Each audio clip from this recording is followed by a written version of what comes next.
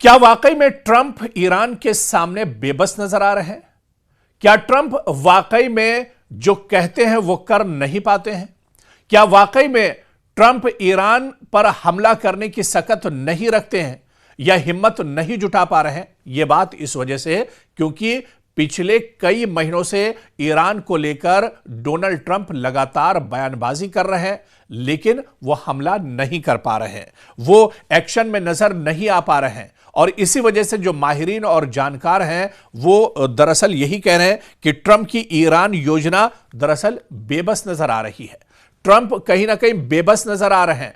Trump के अब समझ में नहीं आ रहा है कि आखिर क्या किया जाए, क्योंकि मशरिक़ वुस्ता में, मिडिल ईस्ट में अब अमेरिका की जो रणनीति है वो फेल होती हुई नजर आ रही है। अमेरिका की जो पॉलिसी है वो दरअसल नाकाम साबित हो रही है और कहीं ना कहीं डोनाल्ड ट्रंप और बिन्यामिन नेतन्याहू की जो एक तरह से जुगलबंदी थी या इनकी जो यूनिटी थी या इनका जो मंसूबा था वो अब एक तरह से टूटता हुआ नजर आ रहा है।